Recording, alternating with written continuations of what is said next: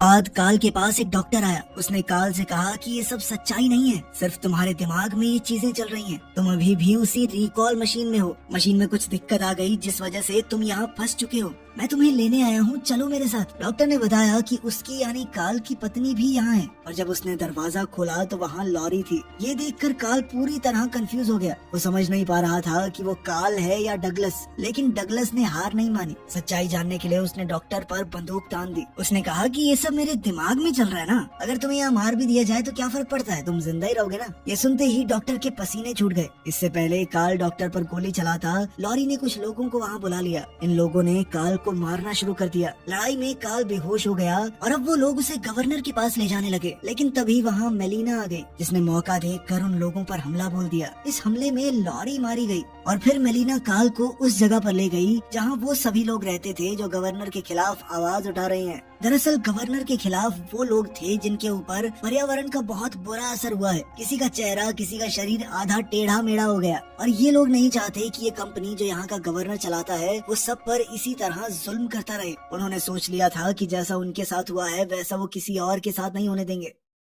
Governor को पता चल गया कि काल को उस जगह पर ले जाया गया है जहाँ पर उसके सभी दुश्मन रहते हैं। जिसके बाद गवर्नर ने उस जगह की ऑक्सीजन सप्लाई को बंद कर दिया और वहाँ पर एक अनाउंसमेंट की गई कि अगर काल और मेलिना को उसके हवाले नहीं किया गया तो इस जगह की ऑक्सीजन सप्लाई हमेशा के लिए रोक दी जाएगी और सब लोग घुट घुट कर मर जाओगे। अब काल को वहाँ के लीडर, जिसका नाम जॉर्ज है, उसके पास ले जाया गया। लीडर ने काल से एक सवाल पूछा कि आखिर उस पिरामिड में जहाँ किसी को जाने की इजाजत नहीं है, ऐसा कौन सा राज छुपा है कि गवर्नर अब किसी भी हाल में काल को खत्म करना चाहता है। इस पर काल ने जवाब दिया कि उसे कुछ भी याद नहीं, उसकी यादों को जबरदस्ती मिटा दिया गया है। लेकिन ये पक्का है कि काल के पास गवर्नर का कोई तो राज छुपा है जिस वजह से वो उसे पकड़कर जान से मारना चाहता है। अब जॉर्ज ने कहा कि वो काल को कोइटो से मिलवाना चाहता है। कोइटो गवर्नर के खिलाफ खड़े हुए लोगों का नेता है। आज तक किसी ने कोइटो को नहीं देखा और तो और गवर्नर भी किसी भी तरह से कोइटो से मिलना चाहता है, क्योंकि अगर कोइटो को मार दिया गया तो सभी विरोधी खुद ब खुद शांत बैठ जाएंगे। जॉर्ज काल को अपने साथ एक कमरे में ले गया।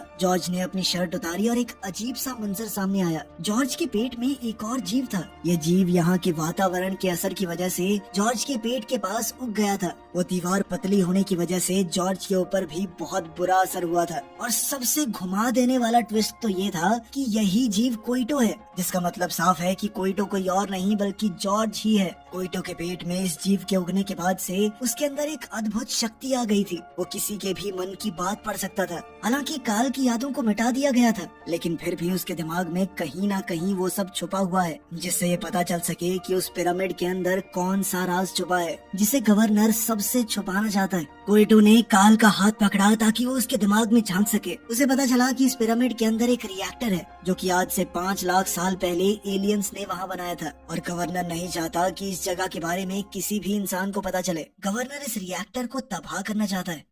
जब कोइटो काल के दिमाग में झांक कर ये सब कुछ देख रहा था, तभी गवर्नर के लोगों ने वहाँ हमला कर दिया। काल ने जॉर्ज को जगाने की कोशिश की, लेकिन वो इस वक्त काल के दिमाग में था। वो उससे जुड़ा हुआ था, इसीलिए उठ नहीं पा रहा और इसी हालत में उस पर वार कर दिया गया, जिससे वो बुरी तरह घायल हो गया। मरने से पहले कोइटो ने काल से कहा कि उसे पिरामिड के अंदर जाकर उस रिएक्टर को किसी भी हालत में ऑन करना होगा ताकि ये प्लेनेट गवर्नर के जुल्म से बच सके और यहाँ धरती की तरह एक आम जिंदगी जी जा सके। जल्द ही गवर्नर के लोगों ने काल और मेलिना को पकड़कर उसके सामने पेश किया। गवर्नर कोइटो की मौत से बहुत खुश था। उसने काल को शाबाशी दी और अब सारी सच्चाई बताई। गवर्नर ने बताया कि काल उसी के लिए काम करता है। उसने लोगों को ये विश्वास दिलाया कि काल उसका दुश्मन है और वो उसकी जान लेना चाहता है। उसी के कहने पर काल मेलिना से मिला और उसे अपने प्यार के जाल में फंसाया ताकि कोइटो का पता चल सके। लेकिन मेलिना को कोइटो के बारे में कुछ पता नहीं था, इसलिए प्लान बी में उसे अर्थ पर भेजा गया और फिर पूरी प्लानिंग के साथ वापस मार्स पर बुलाकर दोबारा मेलिना से मिलवाया गया।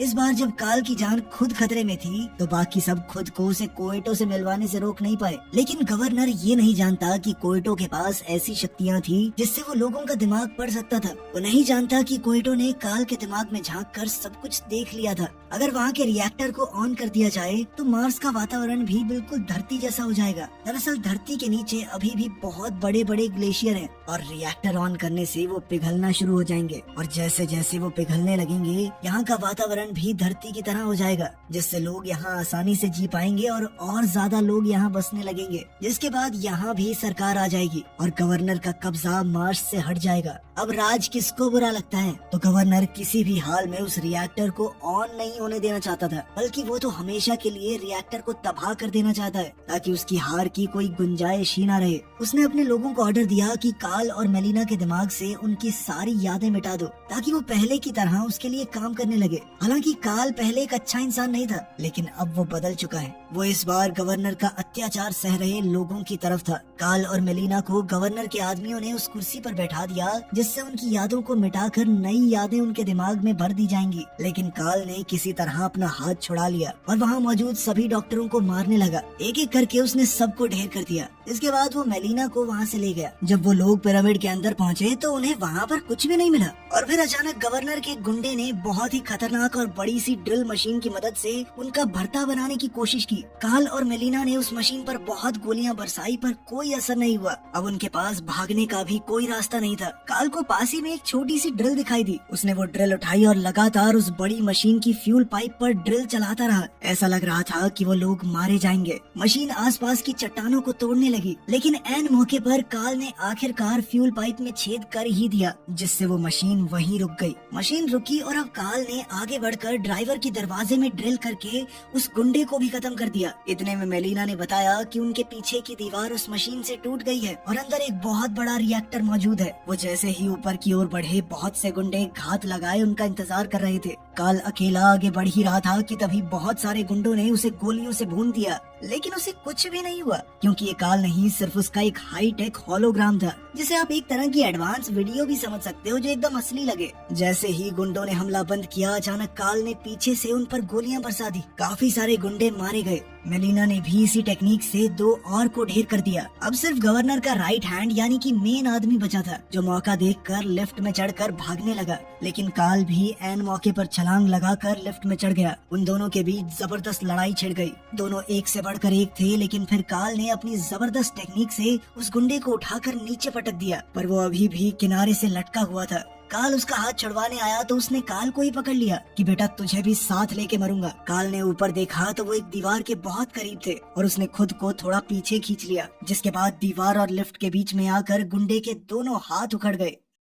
वो लिफ्ट उसे सीधा उस जगह ले गई जहाँ रिएक्टर को ऑन करने का बटन था, लेकिन गवर्नर पहले से ही वहाँ मौजूद था। उसके पास एक बम था। उसने काल को यकीन दिलाने की कोशिश की कि अगर रिएक्टर को ऑन किया गया तो पूरा का पूरा मार्स तबाह हो जाएगा। लेकिन जब काल को उसकी बात पर भरोसा नहीं हुआ तो गवर्नर ने उस पर बंदूक तान दी। पर इससे पहले वो काल को मारता, मेलिना ने वहाँ पहुंचकर गवर्नर को कई गोलियां मार दी। घायल हालत में भी गवर्नर ने बम को एक्टिवेट कर दिया, लेकिन इससे पहले कि वो फटता, काल ने उसे दूर फेंक दिया, जिसके बाद वहाँ एक जबरदस्त धमाका हुआ। इस धमाके की वजह से गवर्नर और उसके आदमी बाहर की ओर गिर गए और जहाँ से ये गिरे वहाँ पर शील्ड मौजूद नहीं थी, जिस वजह से वहाँ के वातावरण के कारण ये लोग इन्फेक्ट हो गए और काल भी नीचे गिरने वाला था, लेकिन गिरने से पहले उसने रिएक्टर को ऑन कर दिया। अब मेलिना के साथ साथ वो भी बाहर गिर गया। वो भी अफेक्ट होना शुरू हो गया, लेकिन अगले ही पल रिएक्टर ने अपना काम शुरू कर दिया और सारे ग्लेशियर भी पिघल गए। अब उस जगह पर ऑक्सीजन आनी शुरू हो गई थी। समय के साथ यहाँ का वातावरण भी धरती जैसा हो गया,